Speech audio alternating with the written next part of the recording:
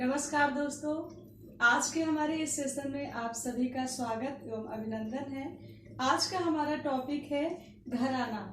घराना की जैसा बहुत ही महत्वपूर्ण स्थान है संगीत में, इसकी बात हम कर रहे हैं घराना की। मैंने यहाँ पे डाल दिया है। तो घराना के बारे में आज हम कुछ चर्चा करेंगे। पहले सभी घरानों के वर्णन करने से पहले हम कुछ थोड़ा सा प्रकाश डाल देते हैं घराने पर। गायकी से घराने का निर्माण हुआ। जो गायकी होती है उसी से जो है क्या हुआ, घराने का निर्माण हुआ। एक गायक ने कुछ शिष्य तैयार किए। जैसे एक कोई गायक है, उसने कुछ शिष्य तैयार किया, उन्होंने कुछ अन्य शिष्य तैयार किए। मतलब एक गायक ने एक शिष्य तैयार किया, फिर उन्होंने कुछ और शिष्य तैयार किए। इस प्रकार शिष्यों की पीढ़ी दर पीढ़ी चलती गई, जिससे घराना कहा गया। यानी कि एक शिष्यों की पीढ़ी दर पीढ़ी जैसे जो चलती जाती है उसी को हम घराना कहते हैं। घराना मतलब जैसे कि एक शिष्य अपने शिष्य को सिखाया, उसने अपने शिष्य को सिखाया, उसने अपने शिष्य को, तो इसी को हम संगीत में क्या कहते हैं, घराना कहते हैं। घराना का तात्पर्य है कुछ विशेषताओं की पीढ़ी दर पीढ़ी चला आना। मतलब घराना का तात्पर्य क्या है, कुछ विशेषताओं का पीढ़ी दर पीढ़ी चला आना, वंशानुक्रम, मतलब वंश से वैसे चला आना। मध्यकाल में देशी रियासतें बन गई जहां घरानों का जन्म और विकास हुआ। मध्यकाल में क्या हुआ, देशी रियासतें बन गई जहां पर घरानों का जन्म और विकास हुआ। तानसेन के पूर्व कोई घराना नहीं मिलता है। इसका मतलब है कि तानसेन के पहले कोई घराना नहीं था। मैं यहाँ पर आपको बता दे रही हूँ कि तानसेन के पूर्व कोई भी घराना नहीं मिलता था। और मुगलों का पतन और ब्रिटिश राज्य की स्थापना में छोटी छोटी देशी रियासतों की स्थापना हो गई। प्रत्येक रियासत में कुछ गायक वादक अवश्य होते थे, जिन्होंने राजा को प्रत्येक रियासत में कुछ गायक वादक अवश्य होते थे, जिन्होंने राजा को गायन वादन सुनाकर खुश करना पड़ता था और बदले में उन्हें राजा से पूर्ण आश्रय मिलता था। मतलब कि उस समय कुछ गायक वादक ऐसे होते थे जो क्या करते थे कि राजा को अपना गायन वादन सुना करके उनको खुश करते थे। उसके बदले में उनको क्या मिलता था, राजा की तरफ से पूरा आश्रय मिलता था। उनको रहने के लिए, खाने के लिए, उनकी पूरी जरूरतें वो राजा लोग पूरा करते थे। क्यों? क्योंकि वो उनको गायन वादन सुना करके उनको खुश रखते थे। तो वे बड़े आराम से अपनी जिंदगी गुजारते, और जब कभी कोई शिष्य उनसे सीखने जाता तो उसे सिखाने में कतराते थे। मतलब जो ये जो संगीतज्ञ होते थे राजा के दरबार में, वो आराम से अपनी जिंदगी गुजारते थे, लेकिन जब उनसे कोई सीखने के लिए जाता था तो बहुत कतराते थे। केवल वहाँ शिष्य काफी दिनों तक लगे रहने के बाद थोड़ा बहुत सीख पाता था, जो उस्ताद की सेवा में कुछ बाकी न रखता था। जैसे कि कोई भी शिष्य जब गुरु के मतलब एकदम से उनके ही द्वारा कहे हुए बातों पर जब चलता है तभी वो कुछ सीख पाता है। वैसे नहीं कि बस थोड़ा सा ये किया तो ऐसे हो जाए, ये सब ऐसा नहीं है। तो केवल वही शिष्य काफी दिनों तक लगे रहने के बाद थोड़ा बहुत सीख पाता था, जो उस्ताद की सेवा में कुछ बाकी न रखता था। शिष्य पर उस्ताद की बड़ी निगरानी रहती। मतलब जो शिष्य होता था उस पर उस्ताद की बहुत बड़ी निगरानी होती थी। वो बहुत उनका देखभाल करता था कि कहीं से कोई अलग घराने की गायकी ना कर ले, कुछ अलग ना गाने लगे, जो विधा है उसी को लेकर के चलने लगे। ठीक है, चले। तो उस्ताद की सेवा में, हाँ, शिष्य पर उस्ताद की बड़ी निगरानी रहती। ना तो उसे किसी अन्य गायक को सुनने की आज्ञा रहती और ना बिना उस्ताद की आज्ञा के वह कहीं गा पाता था। मतलब कि जब तक उनके गुरु नहीं कहते थे कि आपको यहाँ पे जाना है, ये सुनना है, तब तक वो कहीं जाते नहीं थे। वो अपने गुरु के अनुसार ही कुछ सुनते थे और कहीं पे जो है किसी प्रोग्राम में जाते थे। वैसे नहीं जाते थे बिना आज्ञा के, बिना उस्ताद की आज्ञा के बिना वे कहीं गा बजा नहीं सकते थे। उस समय रेडियो और संगीत सम्मेलन आदि साधन उपलब्ध नहीं थे। इस नियंत्रण का परिणाम अच्छा भी था और बुरा भी था। कहने का मतलब है कि उस समय क्या था, जब घराना जो है घराने का निर्माण हुआ तो उस समय रेडियो, आकाशवाणी, संगीत, ये सब जो है मतलब उपलब्ध नहीं होता था। तो जिससे इसका प्रभाव बहुत अच्छा भी पड़ा और बुरा भी पड़ा। अब देखिए यहाँ पे हम क्या बताते हैं, अच्छा क्या बताते हैं, बुरा क्या बताते हैं, भी आपको सब पता चल जाएगा। अच्छा इस दृष्टि से कि शिष्य पर बाह्य प्रभाव न पड़ता और उसके बहकने की गुंजाइश न रहती।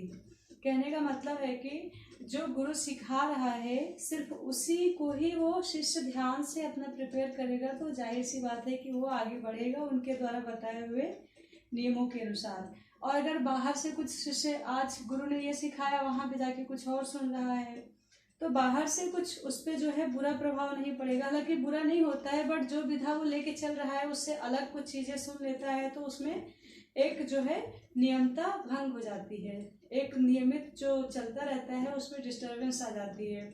तो इसीलिए वो जो है वहां पे जाने के लिए मना करते थे उस्ताद को।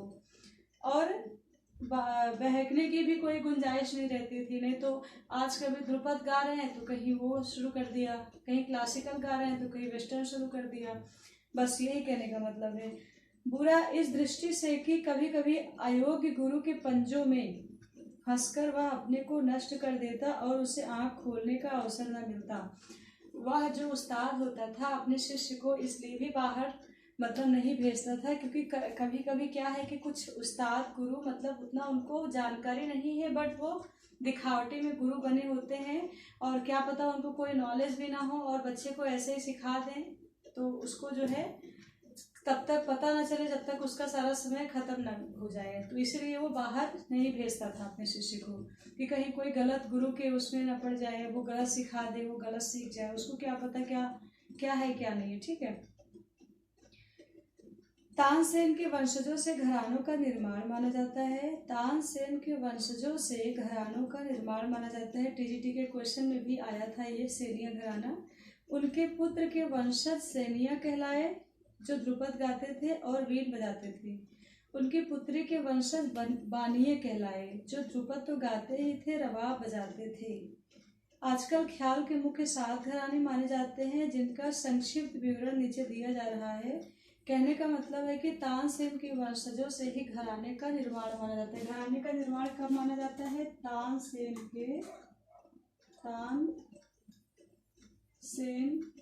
के वंशजों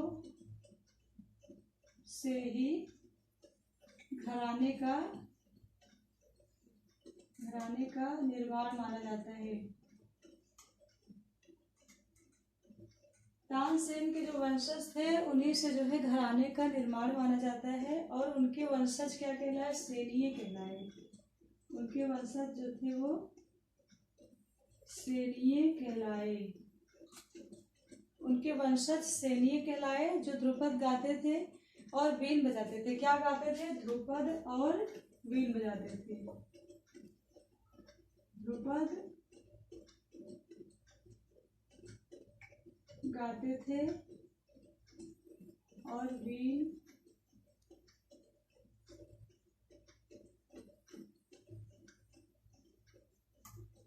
ध्रुपद गाते थे और वीण बजाते थे।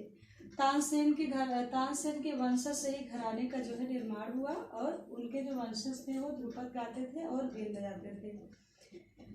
ध्रुपद तो गाते ही थे, रबाब भी बजाते थे।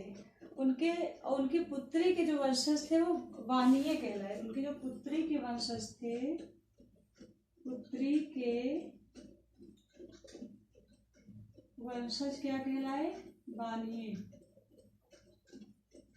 यानी कि उनके जो पुत्र का जो वंश था वो सेनिया और पुत्री के बानिये। पुत्र के सेनिये और पुत्री के बानिये। पुत्री के क्या कहलाते थे? बानिये कहलाते थे। पुत्र के सेनिये, पुत्री के बानिये कहलाते थे। और जो आजकल ख्याल के मुख्य कितने घराने माने जाते हैं ये भी एग्जाम में पूछ लिया जाता है। ख्याल के मुख्य रूप से 7 घराने माने जाते हैं। 7 घराने माने जाते हैं। फर्स्ट है ग्वालियर घराना। आइए हम बात करते हैं ग्वालियर घराने की।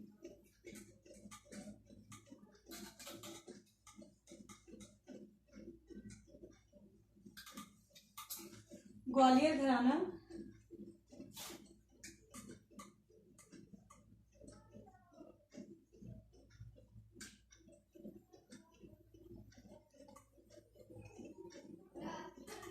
ग्वालियर घराना स्वर्गीय नत्थन पीर बख्श तथा इस घराने के जन्मदाता माने जाते हैं। स्वर्गीय नत्थन पीर बख्श क्या जाने जाते हैं? इस घराने के जन्मदाता। कौन?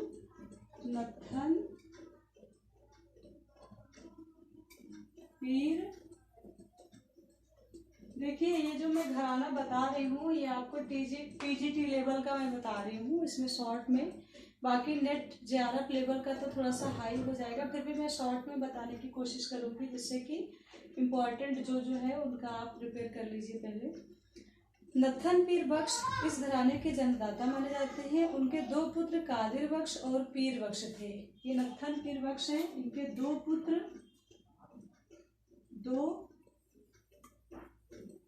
2 पुत्र थे। कौन? 1 मिनट। इनके 2 पुत्र कौन थे? 2 पुत्र कौन थे? कादिर बख्श, पीर बख्श।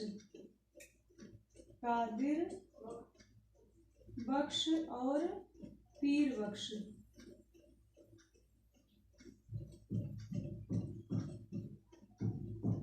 कादिर बख्श और पीर बख्श। नत्थन पीर बख्श जो थे ये ग्वालियर घराने के जन्मदाता माने जाते हैं, संस्थापक। और इनके 2 पुत्र थे कादिर बख्श और पीर बख्श। कादिर बख्श तो ग्वालियर नरेश स्वर्गीय दौलत राव महाराजा जी के यहाँ नियुक्त हुए। कादिर बख्श किसके यहाँ नियुक्त हुए?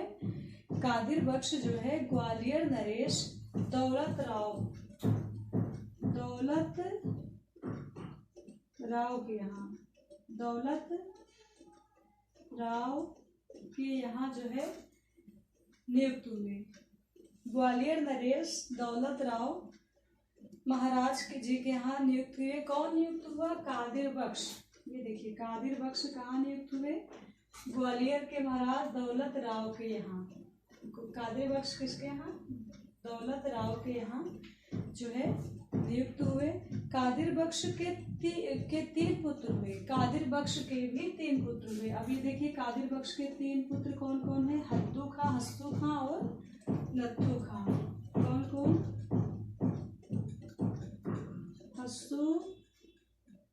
हद्दू, नत्थू। हद्दू खां, हस्सू खां और नत्थू खां किसके? कादिर बख्श के 3 पुत्र हद्दू खां, हस्सू खां और नत्थू खां हुए। इन लोगों ने संगीत जगत में बड़ा नाम कमाया। नत्थू खां को उनके चाचा पीर बख्श ने गोद लिया। जो नत्थू खां थे उनको उनके चाचा मतलब पीर बख्श जो थे उनको गोद लिए। नत्थू खां को क्या किए? पीर बख्श कौन थे? उनके चाचा पीर बख्श। उनके चाचा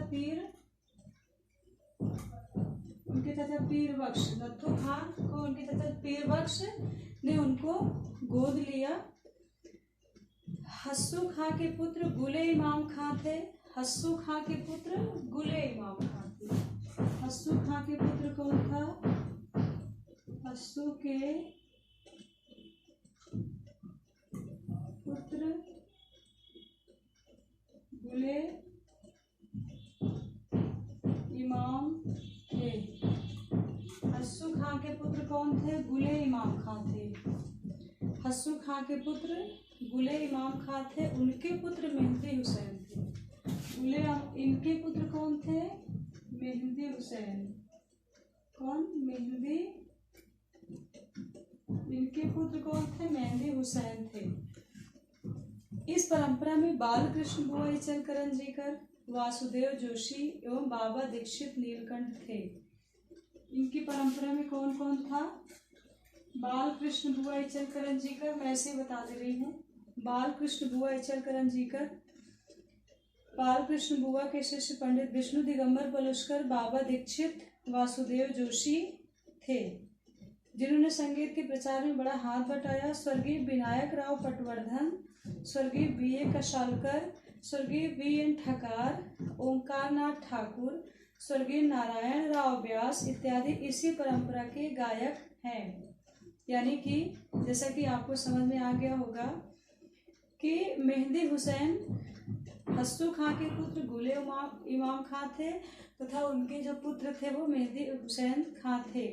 इस परंपरा में बालकृष्ण बुआ इचल करंजीकर, वासुदेव जोशी, बाबा दीक्षित, बालकृष्ण बुआ इचल करन, बालकृष्ण बुआ के शिष्य पंडित विष्णु दिगंबर पलुस्कर, जिन्होंने संगीत के प्रचार में काफी हाथ बटाया, स्वर्गीय बीएन ठकार एवं ओंकारनाथ ठाकुर, विनायक राव पटवर्धन, वीए कशालकर, नारायण राव व्यास इत्यादि इसी परंपरा के गायक थे। हद्दू खां के दो पुत्र थे, रहमत खां और मोहम्मद खां। रहमत खां और किसके पुत्र? हद्दू खां की बात की जा रही है। हद्दू खां के कितने पुत्र थे? 1 मिनट। हद्दू खां के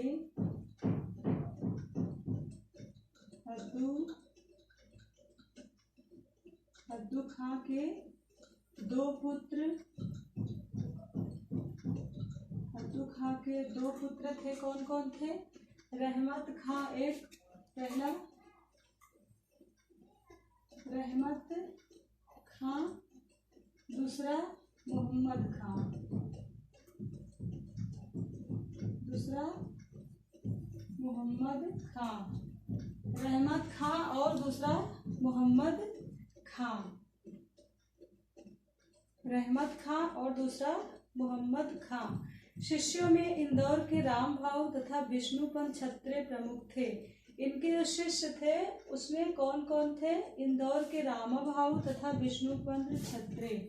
इनके शिष्यों में कौन थे? इंदौर के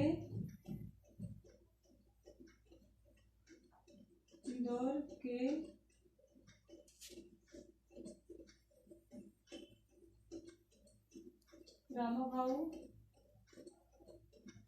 विष्णु पंत छत्रे थे। इंदौर के रामा भाऊ विष्णु पंत छत्रे थे। हद्दू खां के दो पुत्र थे, रहमत खां, मोहम्मद खां।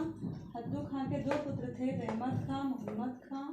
इनके शिष्यों में अगर बात की जाए तो इंदौर के रामा भाऊ तथा विष्णुपंत छत्रे थे। इंदौर के रामा भाऊ तथा विष्णुपंत छत्रे प्रमुख थे। नत्थू खां के दत्तक उस्ताद निसार हुसैन खां थे। नत्थू खां के दत्तक पुत्र उस्ताद निसार हुसैन खां थे। नत्थू के दत्तक उस्ताद निसार हुसैन खां थे। निसार हुसैन खां थे। उस्ताद निसार हुसैन खां थे, जिन्होंने संगीत में बड़ा नाम कमाया। जिन्होंने क्या किया? संगीत में बड़ा नाम कमाया।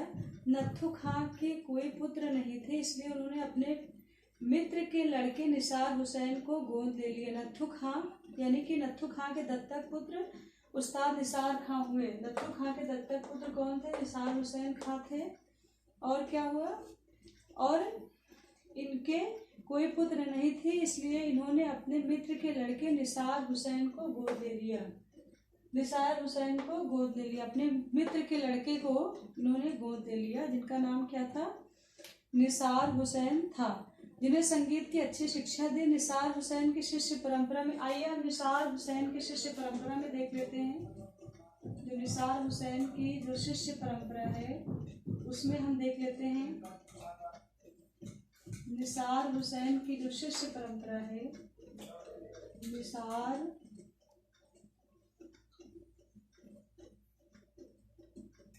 निसार हुसैन की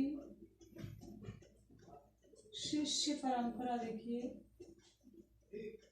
निसार हुसैन की शिष्य परंपरा में कौन कौन आता है? पंडित शंकर राव, देखिए फर्स्ट शंकर राव, निसार हुसैन की शिष्य परंपरा में शंकर राव, भाऊराव जोशी, भाऊराव जोशी।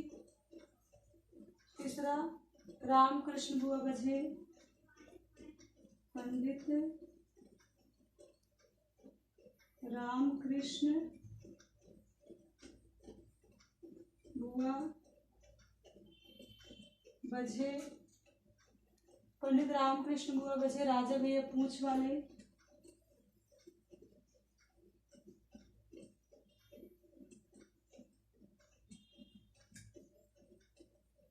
राजा भैया पूंछ वाले, राजा भैया पूंछ वाले मुश्ताक हुसैन,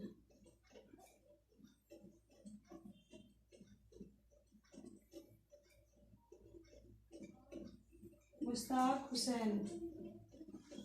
शंकरराव पंडित के पुत्र कृष्णराव शंकर पंडित, शंकरराव पंडित के पुत्र कृष्णराव पंडित। कौन? कृष्णराव पंडित। ओके। तथा शिष्य राजा भैया पूंछ वाले थे। शिष्य कौन थे?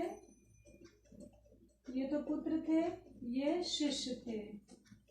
शिष्य राजा भैया पूंछ वाले। अब आप ध्यान देना। तो अब आपको फिर से कहिए तो मैं बता दूं।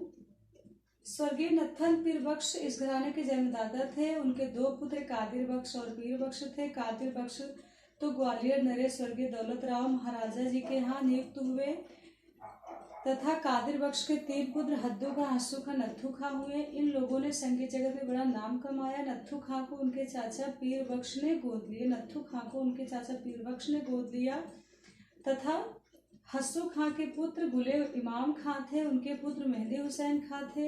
इस परंपरा में बालकृष्ण बुआ इचलकरंजीकर, वासुदेव जोशी, बाबा दीक्षित, नीलकंठ, बालकृष्ण बुआ इचलकरंजीकर और विष्णु दिगंबर पलुस्कर जिन्होंने संगीत में प्रचार किया तथा बड़ा हाथ बटाया। स्वर्गीय विनायक राव पटवर्धन, स्वर्गीय बी.ए. कशालकर, स्वर्गीय बी.एन. ठकार, स्वर्गीय ओंकार नाथ ठाकुर, स्वर्गीय नारायण राव व्यास इत्यादि इसी परंपरा के गायक हैं। हद्दू खां के 2 पुत्र थे, रहमत खां तथा मोहम्मद खां और इनके शिष्य परंपरा में इंदौर के राम भाव तथा विष्णुपंत छत्रे प्रमुख थे। और नत्थू खां के दत्तक पुत्र उस्ताद निसार हुसैन खां थे। नत्थू खां के दत्तक पुत्र उस्ताद निसार हुसैन खां थे जिन्होंने संगीत में बड़ा नाम कमाया। नत्थू खां के कोई पुत्र नहीं था, इसलिए उन्होंने अपने मित्र के लड़के निसार हुसैन को गोद ले लिया जिन्हें संगीत की अच्छी शिक्षा दी। निसार हुसैन की शिष्य परंपरा में शंकर राव पंडित, भाऊराव जोशी, पंडित रामकृष्ण बुआ बझे, राजा भैया पूंछ वाले, मुश्ताक हुसैन इत्यादि हैं। और शंकर राव पंडित के पुत्र पंडित कृष्णराव शंकर पंडित तथा शिष्य स्वर्गीय राजा भैया पूंछ वाले। अब हमें लग रहा है कि आपको क्लियर हो गया होगा। ठीक है, अब मुझे अच्छी तरह से लग रहा है कि आपको क्लियर हो गया होगा। और इस घराने के मूल पुरुष जो है कौन है? लखनऊ घराने से संबंधित थे। अच्छा, ग्वालियर जो घराना है उसे ख्याल घरानों की गंगोत्री कहा जाता है। ग्वालियर घराने का आरंभ नत्थन पीर बख्श ने किस 18वीं शताब्दी में माना है? किस शताब्दी में? 18वीं शताब्दी में माना है। इसे क्या कहा जाता है? गंगोत्री भी कहा जाता है। ग्वालियर घराने को घरानों की गंगोत्री भी कहा जाता है। क्या कहा जाता है? गंगोत्री भी कहा जाता है। और इसका जो है जन्म 18वीं शताब्दी नत्थन पीर बख्श के द्वारा 18वीं शताब्दी 18वीं शताब्दी माना जाता है। परंतु लखनऊ के उस्ताद गुलाम रसूल ही इस घराने के मूल पुरुष हैं। ग्वालियर घराना हिंदुस्तानी शास्त्रीय संगीत का सबसे पुराना घराना माना जाता है। अगर आप बात की जाए कि सब घरानों में सबसे पुराना घराना कौन सा घराना माना जाता है, तो ग्वालियर घराना सबसे पुराना माना जाता है। कौन सा? ग्वालियर घराना जो है वो सबसे पुराना माना जाता है, ओल्ड पुराना माना जाता है। ग्वालियर घराना सबसे पुराना माना जाता है। उस्ताद नत्थन पीर बख्श को इस घराने का संस्थापक कहा जाता है, मैंने पहले ही बता दिया था। दिल्ली साम्राज्य के शासक ने इनको अपने पास बुला लिया। इनके दो पुत्र कादिर बख्श, पीर बख्श, ग्वालियर के महाराजा दौलत राव ने कादिर बख्श को अपने राज्य में रख लिया। कादिर बख्श के 3 पुत्र हद्दू खां, हस्सू खां, नत्थू खां हुए। ये तीनों भाई ग्वालियर राज्य के दरबारी उस्ताद थे। और मैंने पहले ही बता दिया था कि इसी परंपरा में कौन कौन थे। बालकृष्ण बुआ जी, इनके शिष्य विष्णु दिगंबर पलुस्कर जी, ओंकार नाथ ठाकुर, विनायक राव पटवर्धन, नारायण राव व्यास, बीड़ा सहस्त्रबुद्धे, जिन्होंने भारतीय शास्त्रीय संगीत का खूब प्रचार किया। ग्वालियर घराने का प्रचार आज भी सर्वाधिक पाया जाता है। इसमें मूल पुरुष पहले मम्मन खां थे, उनके पुत्र नत्थन पीर बख्श। मूल पुरुष कौन थे? मम्मन खां। मम्मन खां मूल पुरुष कौन थे? मम्मन खां। कौन? मम्मन खां। उनके पुत्र नत्थन पीर बख्श थे। पुत्र कौन थे? नत्थन पीर बख्श। मतलब मम्मन खां थे, उनके पुत्र लखनऊ घराने के जो मम्मन खां थे, उनके पुत्र नत्थन पीर बख्श जो थे, उन्हीं ने जो है इस घराने को जो है प्रचार प्रसार किया। हद्दू खां तथा हस्सू खां का विशेष योगदान इसमें रहा। पंडित विष्णु दिगंबर, पंडित भातखंडे इसके प्रचारक रहे। मतलब विष्णु दिगंबर, पंडित भातखंडे जी इसके काफी प्रचारक रहे। अगर हम बात की जाए तो विष्णु दिगंबर पलुस्कर और भातखंडे जी किस किस घराने से बिलोंग करते हैं, तो ग्वालियर ही लिखा जाएगा। क्या? ग्वालियर ही लिखा जाएगा। ओके, ग्वालियर घराने से जयपुर, रामपुर, आगरा किराना घराने की उत्पत्ति हुई। ओके, थोड़ा सा घराने का जो पार्ट था छूट गया था, मैं उसको फिर से यहाँ पे कर देती हूँ। विभिन्न घरानों का परिचय। घराना शब्द की उत्पत्ति किससे? घर से हुई है। घराना जो शब्द है उसकी उत्पत्ति कहाँ से हुई है? घर शब्द से हुई है। घराना और ग्वालियर घराना, घरानों का परिचय और ग्वालियर घराना, आज का टॉपिक हमारा यही है। घराना शब्द की उत्पत्ति घर शब्द से हुई है। भारतीय संगीत में पेशेवर गायक, वादक व नर्तकों की वंश परंपरा को घराना कहकर पुकारा जाता है। यानी कि जो भी पेशेवर गायक, कलाकार, यानी कि गायक, वादक, नर्तक जो भी होते थे, उनके मतलब पीढ़ी दर पीढ़ी उनकी जो कला चली आ रही है, उसी को हम घराना, वंश परंपरा को हम घराना कहकर पुकारा जाता है। घराना हिंदुस्तानी शास्त्रीय संगीत की विशेषता है। संगीत में घरानों का अत्यधिक महत्व माना जाता है। घरानों से मतलब किसी विशिष्ट गुरु परंपरा से होता है। मतलब घराने का मतलब होता है कि किसी विशिष्ट गुरु परंपरा से, किसी विशिष्ट गुरु परंपरा से होता है। घराने की प्रथा संगीत के तीनों विधाओं में पाई जाती है। जो घराना होता है, ऐसा नहीं कि गायकी का ही घराना होता है, घराना तीनों में पाया जाता है। गायन में भी होता है, वादन में भी होता है, नृत्य में भी होता है। घराना तीनों में पाया जाता है। जिस प्रकार गायक के घराने होते हैं, उसी प्रकार वाद्य तथा नृत्य के भी घराने होते हैं। ऐसा नहीं कि गायन के ही घराने होते हैं। घराना गायन, वादन तथा नृत्य दोनों में होता है। गायक के अंतर्गत ध्रुपद, ख्याल, ठुमरी जैसी शैलियों में भी गायकों के विभिन्न घराने देखे जा सकते हैं। गायन के अंतर्गत मतलब ऐसा नहीं है कि बस बंदिशों का ही, ख्याल का ही मतलब घराना है, ऐसा नहीं है। गायन के अंतर्गत ध्रुपद, ख्याल, ठुमरी जैसी शैलियों में भी गायकों के विभिन्न घराने देखे जाते हैं। किसमें? ध्रुपद, ख्याल, देखिए मैं लिख दे रही हूँ जिससे आपको और क्लियर हो जाएगा। ध्रुपद, ख्याल, ठुमरी।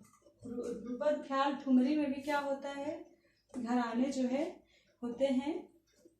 शैलियों में भी गायकों के विभिन्न घराने देखे जा सकते हैं। घरानों का प्रचलन उत्तर तथा दक्षिण दोनों में बराबर पाया जाता है। जो घराना है उसका जो प्रचलन है, ऐसा नहीं है कि उत्तरी संगीत में ही होता है, ये उत्तर तथा दक्षिण दोनों में, उत्तर तथा दक्षिण दोनों में पाया जाता है। दोनों में घराना होता है, ऐसा नहीं कि उत्तरी संगीत में ही होता है, उत्तर तथा दक्षिण दोनों में होता है। उत्तर भारत में जिसे घराना कहते हैं, दक्षिण में वही संप्रदाय कहलाता है। उत्तर में जिसे क्या कहते हैं? घराना, दक्षिण में उसे क्या कहते हैं? संप्रदाय। संप्रदाय, उसे संप्रदाय कहते हैं। और उत्तर भारतीय संगीत के इतिहास में 18वीं और 19वीं का समय अत्यधिक महत्वपूर्ण रहा। इसमें उत्तर भारत में 18वीं और 19वीं का जो समय था वो बहुत ही महत्वपूर्ण रहा। जैसे ध्रुपद गायन शैलियों में वाणियों का महत्व रहा, ठीक उसी प्रकार ख्याल में घरानों का बहुत महत्व रहा। यानी कि जैसे कि ध्रुपद गायन शैली जैसे होती है, उसके जो घराने होते हैं उसमें वानियाँ होती थी। वानियाँ मतलब घराने का ही एक रूप समझ सकते हैं। तो वैसे ही इन सब में जो है क्या होता था? घराना होता था। ख्यालों में घराना होता है, ध्रुपद गायन शैलियों में वानियाँ होती थी। क्या होता था? ध्रुपद में वानियाँ और ख्याल में घराने।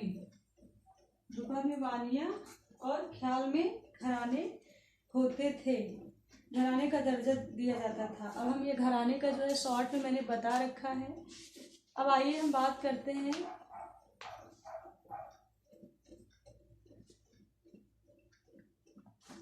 ग्वालियर घराने की मुख्य विशेषता भी बता देते हैं।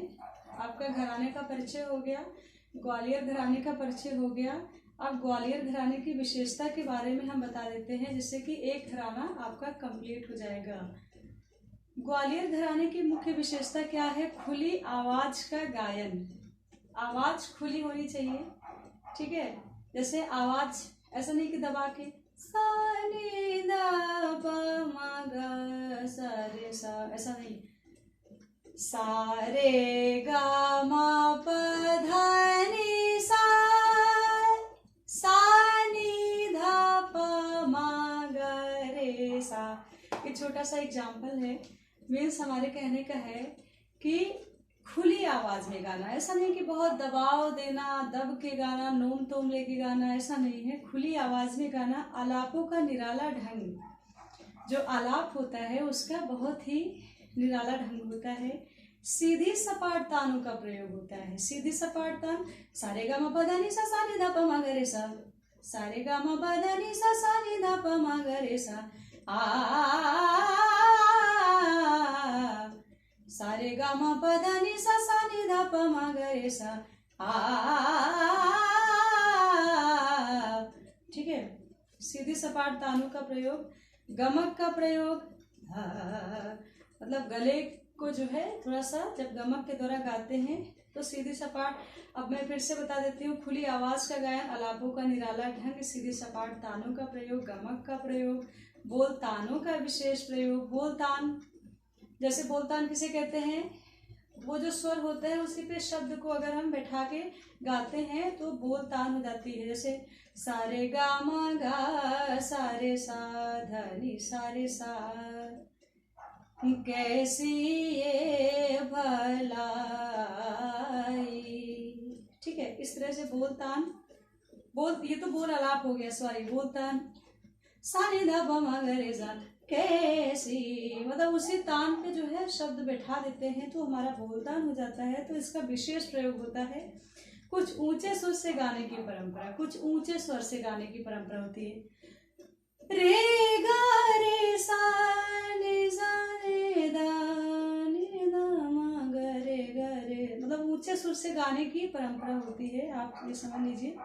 अष्टांग गायकी का विशेष स्थान, ये बहुत इंपॉर्टेंट है, एग्जाम में आ जाता है कि अष्टांग गायकी किससे बिलोंग करती है, किस घराने से बिलोंग करती है।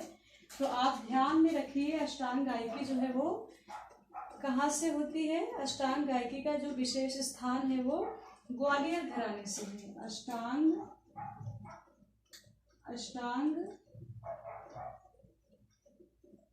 गायकी ग्वालियर, कहाँ से? ग्वालियर घराने से। अष्टांग गायकी ग्वालियर घराने से बिलोंग करती है। विलंबित ख्याल अधिकतर तिलवाड़ा, द्रुत ख्याल विभिन्न ख्यालों में गाई जाती है। 1.5 और 2 सप्तक के तानों का विशेष महत्व होता है। जैसे कि मंद्र सप्तक, मध्य सप्तक, तार सप्तक होता है। तो इसमें क्या होता है कि 1.5 या 2 सप्तक की ताने ली जाती है। मध्य से मध्य, या आधी उसी तक जो है वो ताने ली जाती हैं। और विलंबित ख्याल अधिकतर किसमें होता है? तिलवाड़ा ताल। तिलवाड़ा ताल के बोल क्या है? धा त्रिकट धिन धिन धा धा तिन तिन ता त्रिकट धिन धिन धा धा धिन धिन धा। ठीक है, ये आपका क्या है? ये आपके तिलवाड़ा ताल है। तिलवाड़ा ताल मतलब इनका जो द्रुत ख्याल होता है वो ज्यादातर, विलंबित ख्याल अधिकतर तिलवाड़ा, द्रुत ख्याल विभिन्न ख्यालों में गाई जाती है, विभिन्न तालों में गाई जाती है। यानी कि जो इनका विलंबित ख्याल होता है वो किसमें गाया जाता है? ज्यादातर विलंबित जो होता है इनका द्रुत में, तिलवाड़ा में विलंबित, ये आप ध्यान रखना, विलंबित इनका तिलवाड़ा में, तिलवाड़ा ताल में, विलंबित इनका तिलवाड़ा ताल में, और द्रुत इनका विभिन्न ख्याल तालों में, द्रुत विभिन्न तालों में गाई जाती है। द्रुत जो है वो विभिन्न तालों में गाई जाती है। तो आपको क्लियर हो गया होगा हमारा ये घराना ग्वालियर घराना। खुली आवाज का गायन, आलापों का निराला ढंग, सीधे सपाट तानों का प्रयोग, गमक का प्रयोग, बोल तानों का विशेष प्रयोग, ऊंचे सुर से गाने की परंपरा, अष्टांग गायकी का विशेष स्थान, विलंबित ख्याल अधिकतर तिलवाड़ा, द्रुत ख्याल विभिन्न ख्यालों में गाई जाती है, 1.5 और 2 सप्तक के तानों का विशेष महत्व होता है।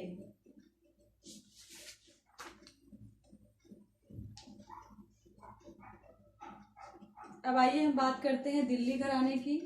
तो दिल्ली घराना भारतीय शास्त्रीय संगीत का प्राचीन घराना रहा है। इस घराने का जन्म मुगल दरबार में हुआ। बहादुर शाह जफर के गुरु गुलाम हुसैन मियां अजमल इस घराने के संस्थापक माने जाते हैं। तानरस खान और शब्बू खान इस घराने के प्रवर्तक माने जाते हैं। तानरस खान और शब्बू खान इस घराने के प्रवर्तक माने जाते हैं।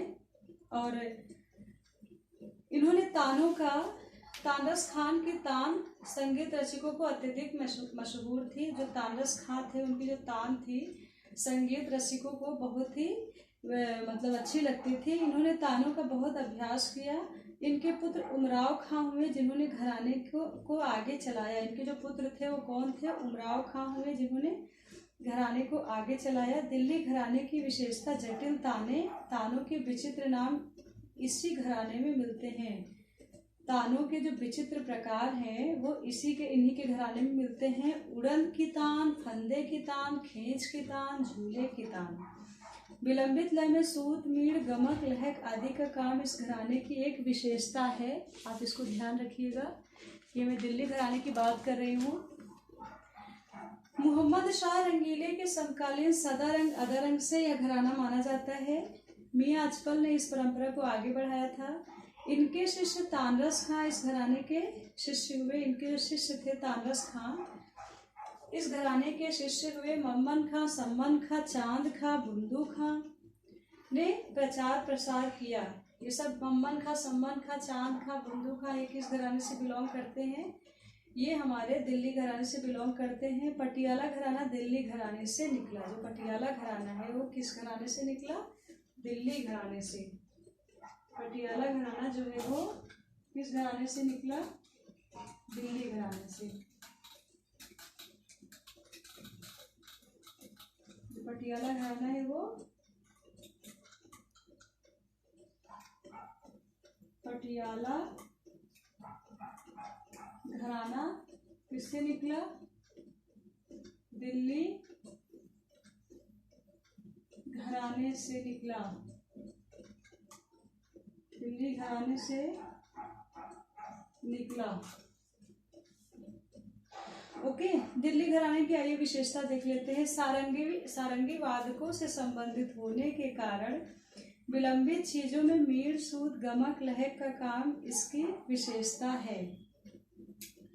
तानों की जटिलता विविधता इसकी पहचान है।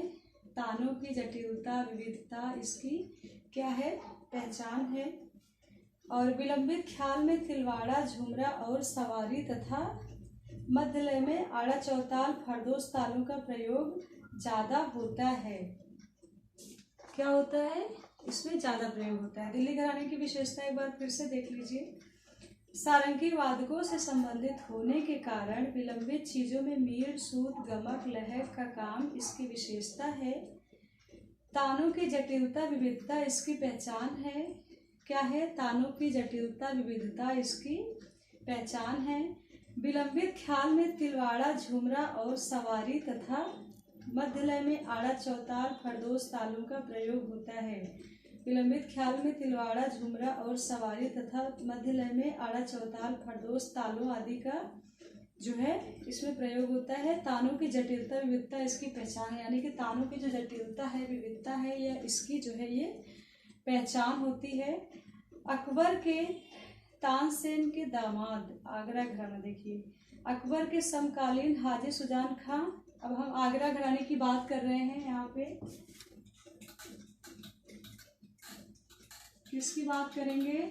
आगरा घराने की। आगरा घराना। तो आगरा घराना क्या है? अकबर के समकालीन तानसेन के दामाद। अच्छा, अकबर के समकालीन हाजी सुजान खां इसकी नींव डाले। अकबर के समकालीन हाजी सुजान खां इस घराने की नींव डाले। किस घराने की? आगरा घराने की बात यहाँ पे मैं कर रही हूँ। घग्गे खुदा बख्श ने इस घराने का प्रचार प्रसार किया।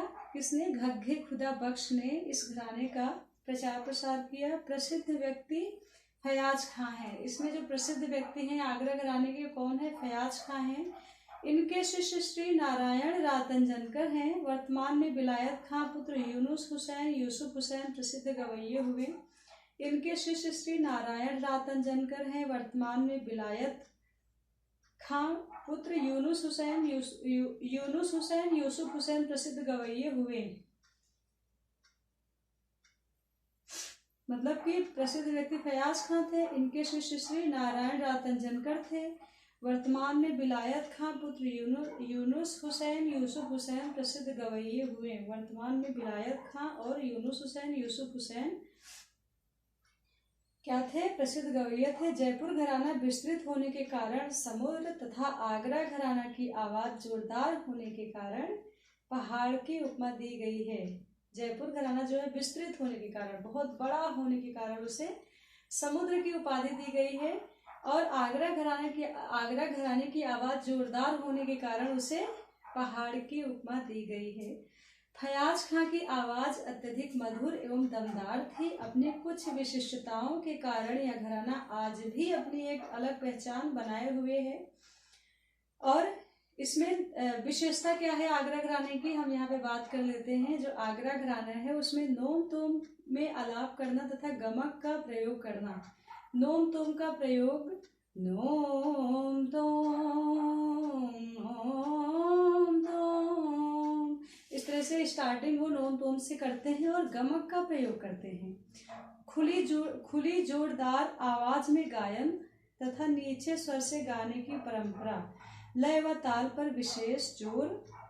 विलंबित ख्याल थोड़ी बढ़ी लय में गाई जाती है। जो विलंबित ख्याल उनका होता है वो थोड़ी सी बढ़ी लय में गाते हैं।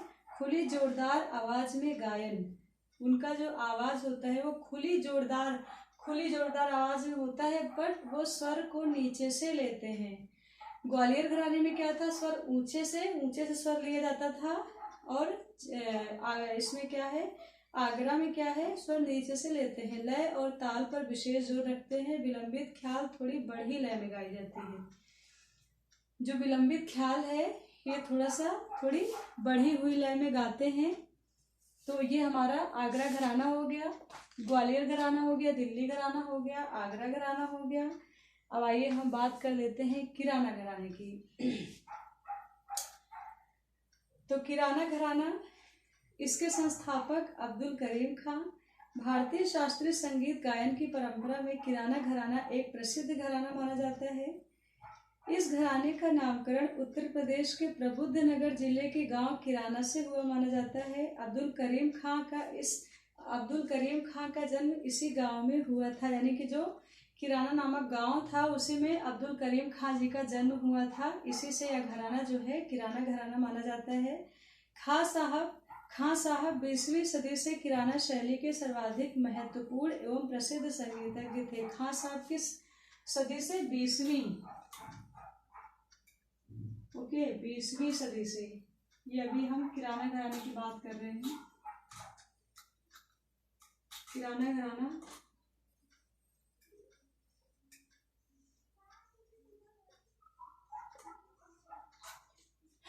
किराना घराने की मैं बात कर रही थी। तो हद्दू खां के दामाद बिनकार बंदे अली खां और हैदर अली ने मेरठ के निकट इसकी स्थापना की। प्रसिद्ध व्यक्ति अब्दुल करीम खां, वहीद खां, रोशनारा बेगम, हीराबाई बड़ौदकर, गंगूबाई हंगल। वर्तमान में भारत रत्न भीमसेन जोशी इसी घराने के कलाकार हैं। यह घराना बहुत से विद्वान गायकों का जनक रहा है। इस घराने की विशेषता आइए हम देख लेते हैं। अधिक ऊंचे सुर से अति विलंबित लय में गाने की परंपरा। लय की अपेक्षा स्वर पर अधिक बल दिया जाता है। लय की अपेक्षा क्या करते हैं? स्वर पर अधिक बल देते हैं। और विलंबित ख्याल अधिकतर एक ताल में गाए जाते हैं। इसमें विलंबित ख्याल किस में गाए जाते हैं? अधिकतर एक ताल में गाए जाते हैं।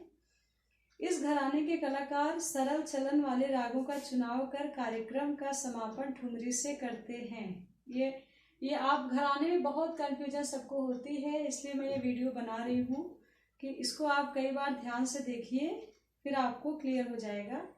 तो इसके मेन आर्टिस्ट कौन थे? रोशनारा बेगम, हीराबाई बड़ौदकर, गंगूबाई हंगल। ओके, रोशनारा बेगम ये अब चल नहीं रही, दूसरा लेना पड़ेगा, सॉरी।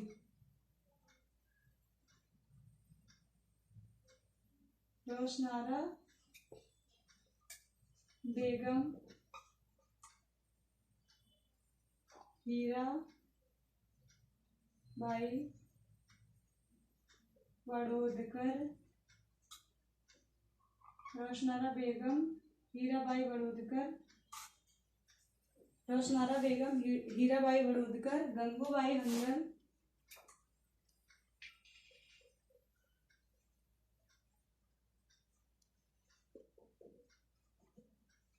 गंगूबाई हंगल, भारत रत्न भीमसेन जोशी।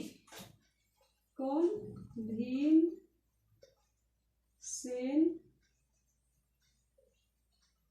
जोशी जी।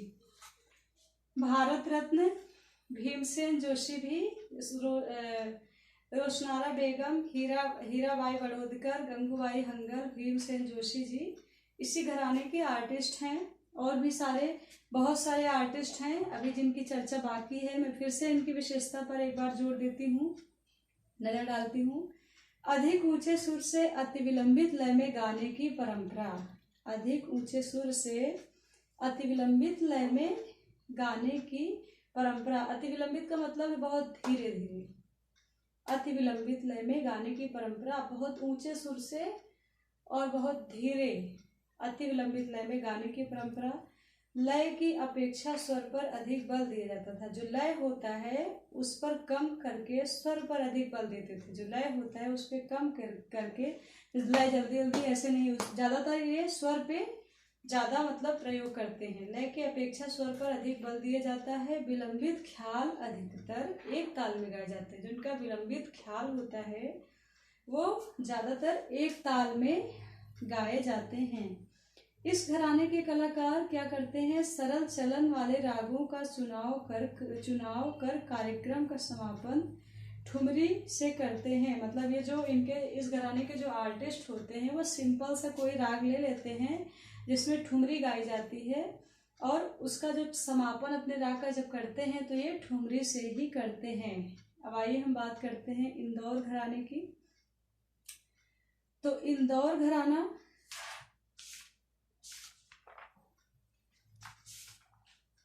मैं आपको बता देती हूँ। इंदौर घराना, इसके संस्थापक कौन थे? अमीर खां। इसके संस्थापक कौन थे? अमीर खां।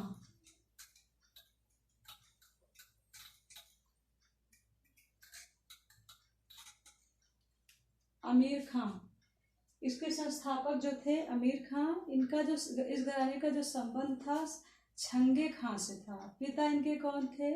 शाहमीर खां थे। इनकी गायकी में उस्ताद रजब अली खां, नसरुद्दीन हफीज खां, मुराद खां, अमान अली खां का भी प्रभाव रहा। शिष्य पंडित अमरनाथ, डॉक्टर अजीत पैंटल, सिंह बंधु एक कानन इनके ही शिष्य रहे। विशेषता: स्वरों की बढ़त मेरुखंड से। ये गायन शैली आलाप प्रधान है। गंभीर रागों का प्रयोग जैसे मालकौंस, दरबारी, मारवा, तोड़ी, शुद्ध कल्याण। विलंबित रचनाओं में गंभीर शांत वातावरण। द्रुत रचनाओं में क्या होता था? द्रुत रचनाओं में तान कठिन ढंग से ली जाती है और मेरुखंड सरगम भी इस गायकी में प्रयोग की जाती है। मेरुखंड सरगम भी इस गायकी में प्रयोग की जाती है। द्रुत रचनाओं में तान कठिन ढंग से ली जाती है। मेरुखंड सरगम भी इस गायकी में प्रयोग की जाती है। स्वरों की बढ़त मेरुखंड से।